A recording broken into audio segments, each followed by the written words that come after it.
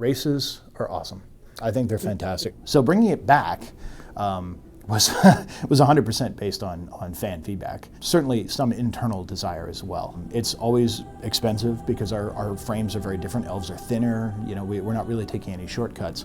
Dwarves certainly shorter and broader. So you have to make a bunch of armors and stuff like that, but in my mind it's money well spent.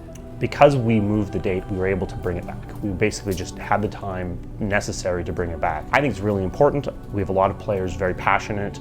I mean, Dwarven players are extremely passionate about their racial selection. You don't anger the Dwarf fans. They're prepared to go to war. Race is more than just like, how do I look in Dragon Age? It's really the idea of, as an elf, you're an underdog, right? As a dwarf, if you're on the surface, you are by default, you are outcast from your own society. That's intriguing. And that's interesting. And it creates a scenario where we give ourselves so many more opportunities to react to that player's choice, and something that's super fundamental. The same thing as male or female, right? You don't need to go universal with it, but the 1 or 2 times or 4 or 5 times where someone reacts to the fact that you're an elf in a very specific and very poignant way, where you see content you otherwise wouldn't have, and where you can share with your friends and go, oh yeah, this happened. And they're mystified by that.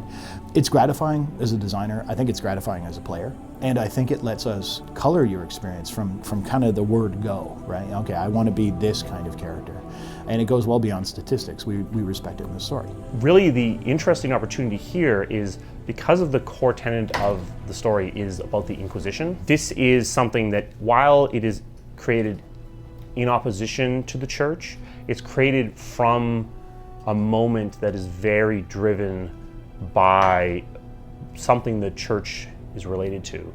So playing as a dwarf or playing as an elf is going to actually put you in an interesting situation where you're actually less trusted, less able to build that trust. In a lot of cases, people are just going to treat you as the Inquisitor and it won't make a huge difference. But in specific cases, it's going to make a huge impact. Like, obviously, if you play as an elf, there are elven factions. I mean, it lets you interact often with servants in a more positive way, because there's often, especially in Relay, often elves are in the servant class. So it actually gives you a different flavor. Definitely, in some cases, it is going to simply make things more difficult. But yeah, you're not going to be dumped on for the entire game. The race that you choose will have an effect on kind of your background. What kind of character are you?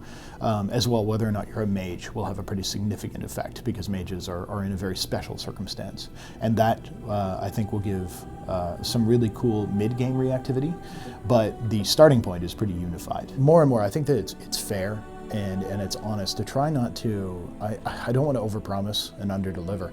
My goal would be that when we are comfortable talking about something, it's because it's in the game, it's working, it's been tried, it's been tested, we're really happy with it. For instance, the race decision, was made well before E3, but why didn't we bring it up? Well, because again, we wanted to make sure that it was locked down, we wanted to make sure we'd done the work and our homework was done so that we could commit to it and people could, with absolute enthusiasm, get ready for elf or dwarf or whatever.